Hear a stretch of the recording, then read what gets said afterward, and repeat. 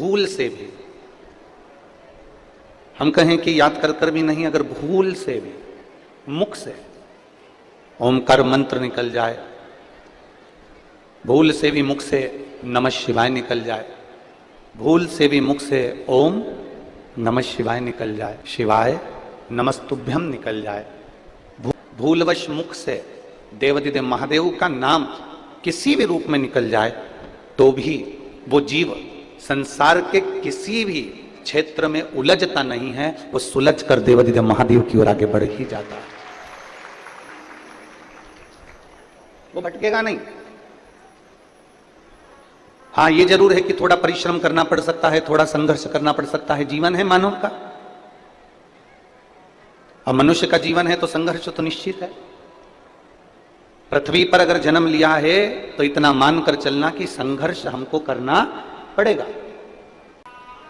भगवान नारायण के चरणों में कौन बैठी रहती है? बोलते जाओ जरा, परत बड़ा वालों, तुम्हारी आवाज यहां तक आना चाहिए। कौन बैठी है? लक्ष्मी। गणेश जी के बाजू में कौन कौन है? रिद्धि सिद्धि।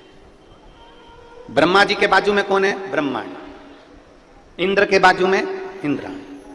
केवल एक शंकर भगवान की अर्धांगिनी माता पार्वती जी ऐसी हैं, शंकर जी के मंदिर में जाकर देखना कि दोनों आमने सामने बैठे हुए, बाजू में नहीं है, आमने सामने।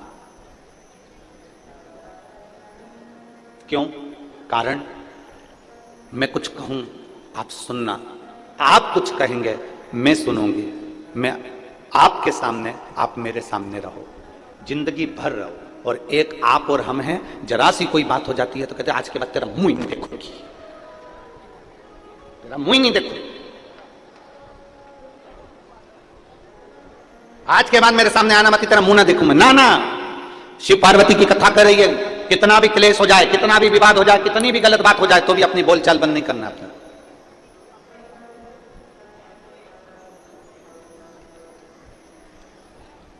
हम क्यों बंद करें?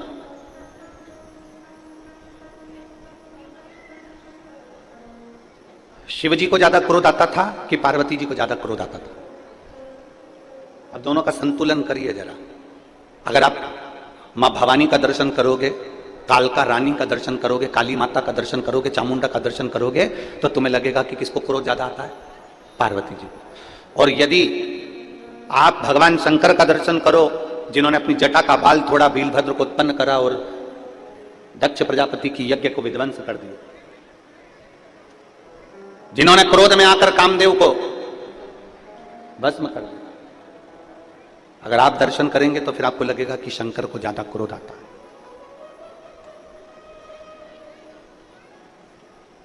पर एक बार भी शंकर भगवान के मुख से यह नहीं निकला कि पार्वती तुझे क्रोध आता है। पार्वती जी ने एक बार भी मुख से यह नहीं कहा कि भोलेनाथ तुमको क्रोध आता है, क्योंकि ना शंकर भगवान को पार्वती में क्रोध नजर आ रहा है, ना पार्वती को शिव जी में क्रोध नजर आ रहा है। ये दोनों एक दूसरे में वात्सल्यता देख रहे हैं, क्योंकि जिसके अंदर जो भरा होता है सामने वाले में वो नजर आना प्रारंभ हो जाता है। पति चिल्ला रहा है, पति अब शब्द बोल रहा है, और चिल्लाते चिल्लाते इतने में पत्नी ने दो शब्द कह दिए तो पति चिल्लाकर बोला, ये देख कितना गुस्सा कर रही है। अपने पति से ऐसे बात करना चाहिए? पति पत्नी से कह रहा है। अब यही बात अगर पत्नी पति से कह दे तो तुम पहले अपने आप को तो देखो, तुम कितना गुस्सा कर रहे हो, तुम कितना क्रोध कर रहे हो। दुकान पर रहते हो तो अच्छे रहते हो, बाहर रहते हो तो अच्छे रहते हो, घर में आते हो तो इतना क्लेश करते हो। बस ये बात पत्नी ने कही, इतने में तो पति ने गाड़ी की चाबी ली, बुड़ बुड़ बुड़ बुड़ पहुंचे। फिर गलत किसने कहा? जरा विचार करिए, बच्चा जब छोटा रहता है तो हम कहते हैं कितना नटखट है। बोलो बोलो, जम के बोलो, एक बार बोल के बताओ, बच्चा कितना नटखट है।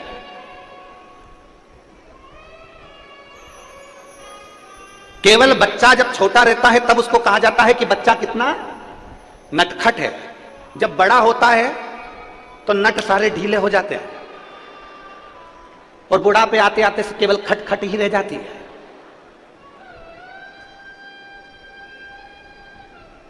अब कोई बुढ़ापे में किसी बुढ़े व्यक्ति को 80 साल की अम्मा को कोई कहते अम्मा कितनी नटखट है, अब कोई कहे, हम हमारे जजमान को कहते श्री ओम प्रकाश जी को कि ओम प्रकाश जी तुम कितने नटखट हो। अब कोई कहे, अवस्था में कोई नटखट कहेगा, कौन कहे? हम क्या देख रहे हैं, हम क्या बोल रहे हैं? पति को क्रोध आया, उसने पत्नी से कह दिया तू गुस्सा करती है। पत्नी को क्रोध आया, उसने पति से कह दिया तू गुस्सा करती है। पर मेरे देवाधिदेव महादेव, मेरे शंकर, मेरे त्रिकालदर्शी, मेरे कैलाशी, मेरे अविनाशी, मेरे शंभु कभी पार्वती से नहीं कहते कि तू क्रोध करती है, क्योंकि शंकर को मालूम है जब दुष्टों का संहार करना है तो पार्वती का क्रोध करना जरूरी है। जब दुष्टों का संहार करना है तो पार्वती का क्रोध करना जरूरी। अनायास क्रोध माता पार्वती कभी नहीं करी है। लक्ष्मी जी ने गुस्सा करा, अनायास करा। भगवान नारायण हंस दिए, लक्ष्मी जी को देखकर लक्ष्मी जी को क्रोध आ गया। लक्ष्मी जी ने श्राप दे दिया नारायण को, मैं तुम्हें श्राप देती हूं, तुम्हारा शीश कटेगा और घोड़े का मुंह लगेगा, क्योंकि तुम घोड़े जैसे हंसे हो। और भगवान विष्णु का शीश कटा, घोड़े का मुख लगा, हयग्रीव अवतार हो गया। घोड़े का मुख लगा, हयग्रीव अवतार हुआ लक्ष्मी जी के कारण। यहां क्रोध लक्ष्मी जी को नहीं आना था, पर क्रोध आया। अनायास क्रोध लक्ष्मी जी को आ सकता है, अनायास क्रोध ब्रह्माणी को आ सकता है। ब्रह्माणी को क्रोध आया ब्रह्मा जी के ऊपर जब यज्ञ कर रहे थे पुष्कर राज की भूमि पर।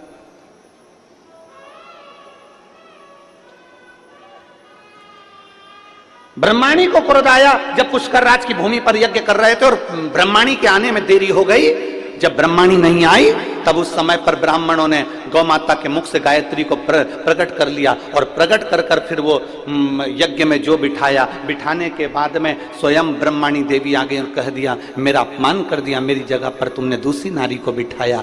कहीं पर तुम्हारी पूजन नहीं होगी, कहीं मंदिर नहीं होंगे। अगर मंदिर होगा तो केवल एक पुष्कर राज में होगा, केवल एक पुष्कर राज।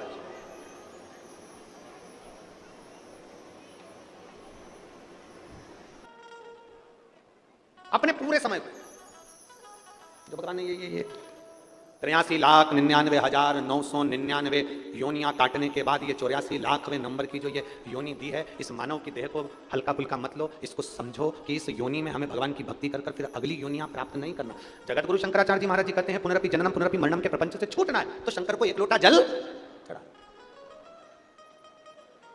और यह मत सोचना कि बहुत बड़ा शिवालय मिले, बहुत बड़ा शंकर का मंदिर मिले, वहीं जाकर जल चढ़ाएंगे। ना, तुम्हारे घर के करीब में, तुम्हारे घर के पास में, तुम्हारे घर के नजदीक में जो शिवालय, वहां जाकर जल चढ़ा, वहां चले जाओ।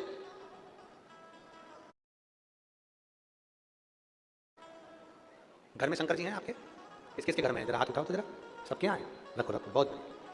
हमने एक बार पहले बात कही थी, कई लोग एक प्रश्न करते हैं कि गुरुजी क्या घर में केवल एक ही शंकर जी रखना चाहिए? क्या घर में एक शिवलिंग रखना चाहिए कि दो रखना चाहिए? कितने कितने शिवलिंग हम घर में रख सकते हैं? तब हमने शिव महापुराण के माध्यम से वर्णन किया था, तुम्हारे घर में एक शिवलिंग है, दो शिवलिंग है, तीन शिवलिंग है, चार शिवलिंग है, पांच शिवलिंग है, सब चलेगा। तुम्हारे घर में 10 शिवलिंग है वो भी चलेगा, तुम्हारे घर में 11 शिवलिंग है वो भी चलेगा, तुम्हारे घर में 12 शिवलिंग है वो भी चलेगा। सारे देवी देवताओं की मूर्तियां एक या दो चल सकती है, पर शंकर का शिवलिंग तो अनगिनत तुम्हारे घर में रह सकता है। वो शंकर तुम्हारे घर में जितना है उसमें ये मत सोचना कि मेरे घर में एक है तो मैं एक ही रखूं, दो है। हाँ, ये भी जरूरी है कि ज्यादा बढ़ाने की जरूरत नहीं, जान करके मत बढ़ा। तुम्हारे घर में है, सास के समय का है, तुम कहीं कहीं थी, लिया थी, रखा है, ठीक, सेवा कर रहे हो, ठीक है। अब कई लोग कहते हैं गुरुजी अगर शंकर भगवान का शिवलिंग है तो उसका रोज पूजन जरूरी है। हम कहते हैं अगर मान लो कहीं जाना है, कहीं जाना और घर में शिवलिंग है तो उस पर एक बेलपत्र चढ़ाकर तुम 10 दिन के लिए भी चले जाओगे ना, तो भी मेरा शंकर कभी तुम्हारे ऊपर रुष्ट नहीं होगा। मेरा शिवजी कभी नहीं कहेगा कि तूने मेरे ऊपर जल नहीं चढ़ाया। वो प्रसन्न की प्रसन्न ही रहेगा, वो प्रसन्न की प्रसन्न ही रहेगा, उसकी प्रसन्नता कम नहीं होगी, वो प्रसन्नता का भाव उसके अंदर रहेगा। अब दुनिया के लोग कहते हैं कई बार कि शंकर जी गुस्सा कर देते हैं, अगर तुम ऐसा नहीं करोगे तो भगवान शंकर क्रोध कर देंगे। कई लोग कहते हैं तुमने पशुपति व्रत ऐसा कर दिया इसलिए शंकर जी ने क्रोध कर दिया। ना ना ना, तुमने क्रोध, शंकर भगवान अपने भक्त पर कभी क्रोध करते ही नहीं है। जैसे घर का दादा अपने पोते पर कभी क्रोध नहीं करता, थोड़ा बहुत अगर चिल्ला भी देगा ना तो बाद में उसको गोदी में बिठाकर अपनी जेब में से 5 रुपए निकाल के टॉफी का दे ही देता है, तो दे। एक बार दोनों हाथ उठाकर हर हर महान, वो दादा है, वो पिता है, वो कभी अपशब्द कहता ही नहीं।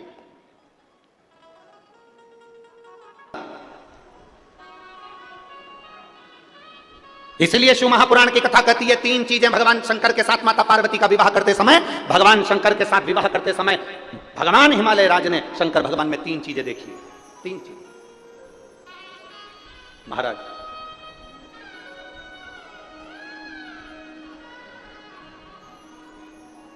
पार्वती जी के पिता हिमालय राज ने शंकर जी के साथ विवाह करते समय तीन चीजें देखी। प्रत्येक घर के पिता को अपनी बेटी की शादी करते समय तीन चीजें देखना चाहिए। पहला, संपत्ति मत देखना,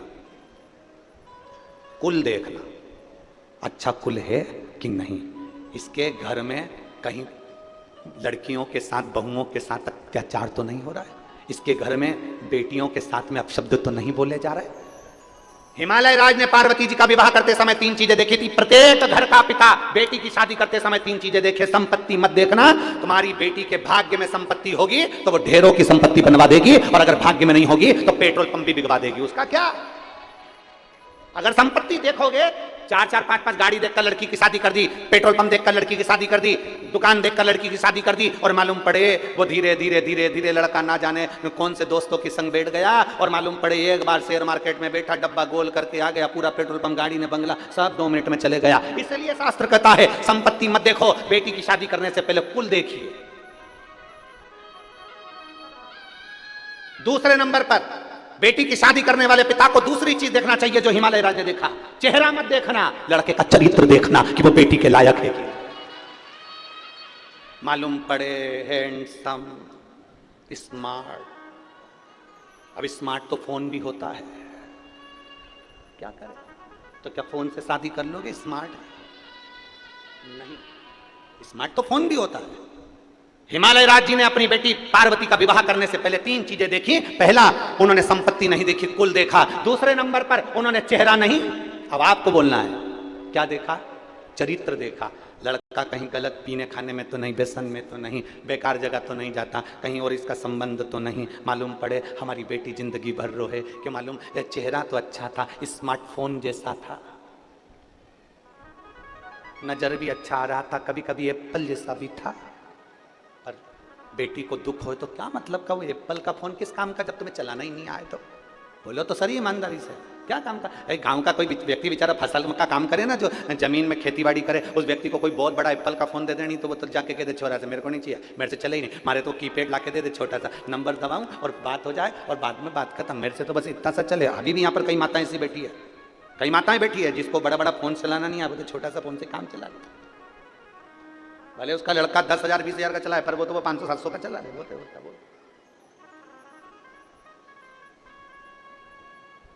उसको जरूरत ही नहीं। चेहरा मत देखना, क्या देखना, चरित्र देखना।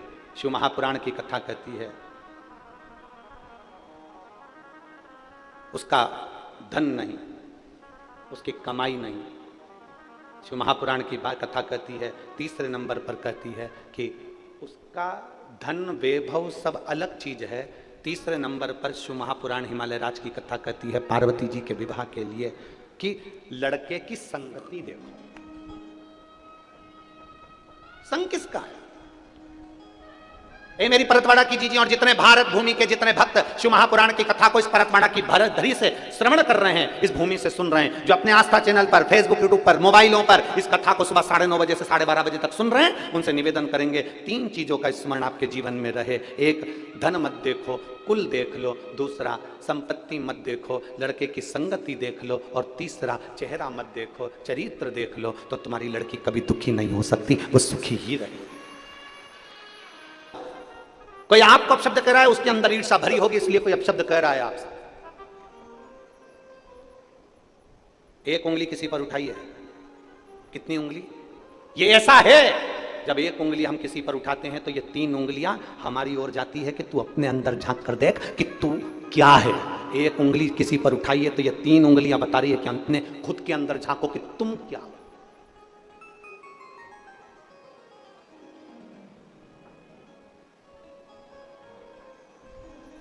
सास बहू की गलतियां निकाले, बहुत निकाले, खूब निकाले। ईमानदारी से बोलना, सास अगर बहू की गलती निकालती रहे और अपनी पड़ोसन उनको, अड़ोसन उनको, रिश्तेदारों को, ननंद को, जेठानी को, जेठानी को, सबको गलतियां बताती रहे, एक दिन ऐसा आएगा कि पूरे मोहल्ले के लोग कहेंगे बहू ऐसी नहीं है, सास गलतियां निकालती है तो सास ही गलत है। बहू दिन भर सास की गलतियां निकालती रहे, जब मायके जाए तब गलती, जब जाए तब गलती, बहन आए तो गलती बताए, कोई आए तो गलती, पति को गलती बताए, तो एक दिन ऐसा आता है कि लोग भी समझ जाते हैं सास गलत नहीं, गलत ये है।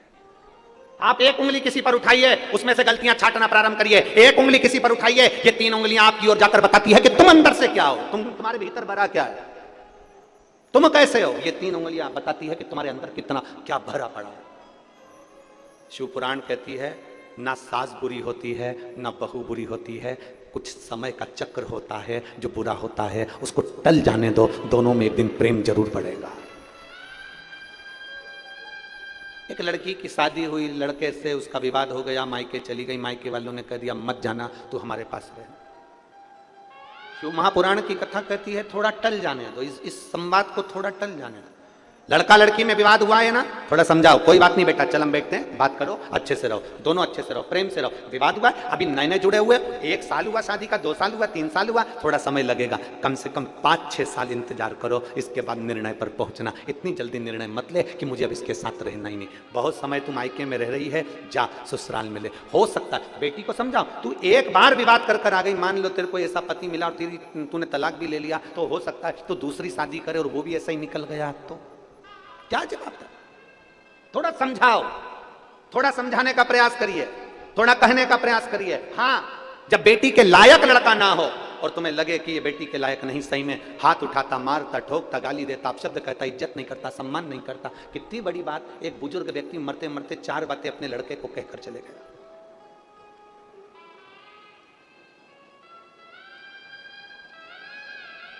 एक बुजुर्ग व्यक्ति मरते मरते 4 बातें अपने लड़के को कहकर गया, और 4 बात परतवाड़ा के एक एक व्यक्ति के दिल में बैठना चाहिए। एक बुजुर्ग व्यक्ति मरते मरते 4 बातें अपने लड़के को कह गया, बेटा छांव में जाना, छांव में आना, बेटा घर में चमड़े की एक दीवार रखना। पहली बात क्या बोली, बेटा जम के बोलो परतवाड़ा वाले, छांव में आना, छांव में जाना, घर में एक चमड़े की दीवार रखना। तीसरी बात कही, मीठा ही मीठा खाना, मीठा ही मीठा। और चौथी बात कही, अपनी पत्नी को डांटना है तो बांध के डांटना, अपनी पत्नी को डांटना है तो बांध कर डांटना। ये 4 बातें बुजुर्ग कहकर चले गया। लड़के ने अमल करना प्रारंभ कर दिया। छांव छांव जाओ, छांव छांव आओ। तो लड़के ने क्या करा, अपनी दुकान तक, अपने घर से लेकर दुकान तक टेंट लगवा दिया, छांव में जाता, छांव में आता। लड़के ने सुना पिताजी ने कहा कि चमड़े की दीवार घर में रखना, तो जब गांव में कोई भैंस मरी, उसका चमड़ा लाकर उसने निकलवा के अपनी दीवार पे टांग दिया, चमड़े की दीवार, बदबू मारने लगा घर। तीसरी बात, मीठा ही मीठा खाना, इतना मीठा खाया कि शुगर हो गई। और चौथी बात, अपनी पत्नी को पहले बांधता फिर डांटता। एक दिन पत्नी छूटकर अपने मायके चली गई और अपने पिताजी से कहा पापा मुझे नहीं जाना, बहुत गंदा माहौल है। पहले तो अच्छे थे, पर जब से पिताजी मरे 4 चीजें इनको बताकर चले गए, मीठा ही मीठा खाओ, चमड़े की दीवार रखो, और पत्नी को जब भी डांटना तो बांध कर डांटना, और छांव छांव जाना, छांव छांव आना। जमाई आया अपनी पत्नी को लेने के लिए। ससुर ने कहा बेटा क्या बात है, तुम पहले तो ऐसे नहीं थे, तुम पहले ऐसे नहीं थे बेटा, क्या हुआ? तो कहा मैंने अपने पिताजी का कहना माना है, मेरे पिताजी मरने से पहले ये सब चीजें बोल कर गए थे, बस बता ही रहे थे 4 चीजें, और पिताजी मर गए, उन्हें समझाया नहीं मुझको। मैंने जो सुना वैसा मैंने करा। पिताजी कह गए थे छांव में जाना, छांव में आना, तो मैंने अपनी दुकान तक, घर से लेकर दुकान तक टेंट लगवा दिया। लड़की के पिताजी ने कहा तुमने अपने पिता के शब्दों को सही से धारण नहीं करा। तुम्हारे पिताजी ने कहा था छांव में जाना, छांव में आना, मतलब जब भी अपने व्यापार के लिए जाना, दुकान पर जाना, तो सुबह जाना और शाम को आना।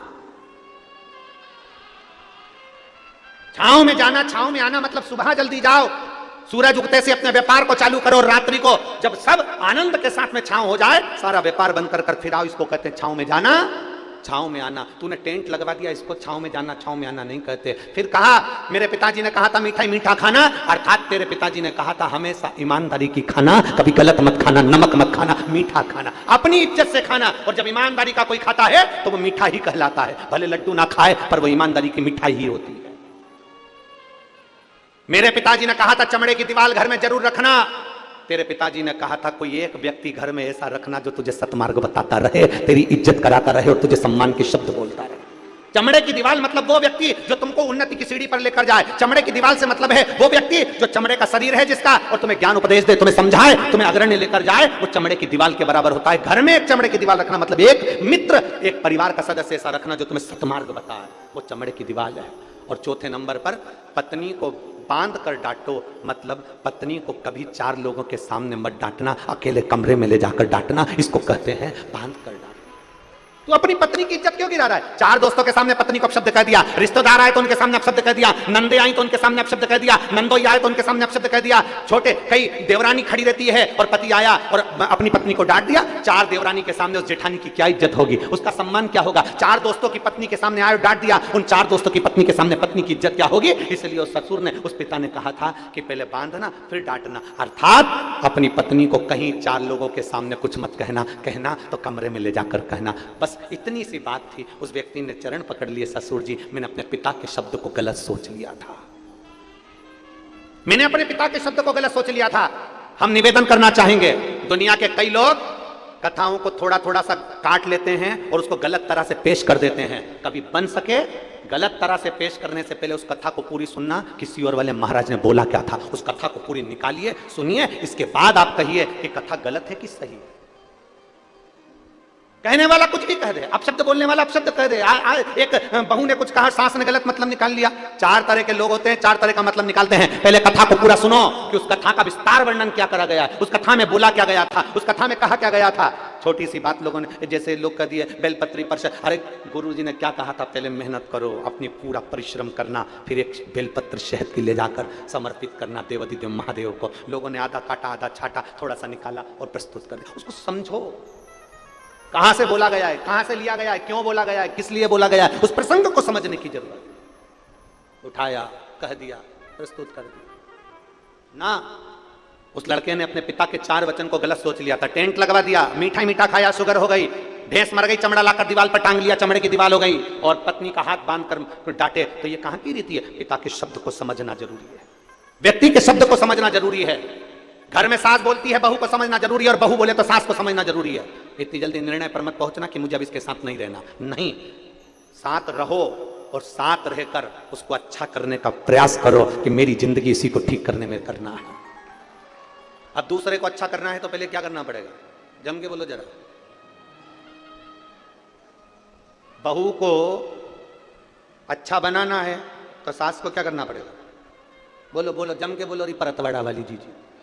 पहले क्या करना पड़ेगा? खुद को अच्छा बनना पड़ेगा। गायत्री परिवार वाले कहते हैं हम सुधरेंगे, बोलो बोलो जम के, हम सुधरेंगे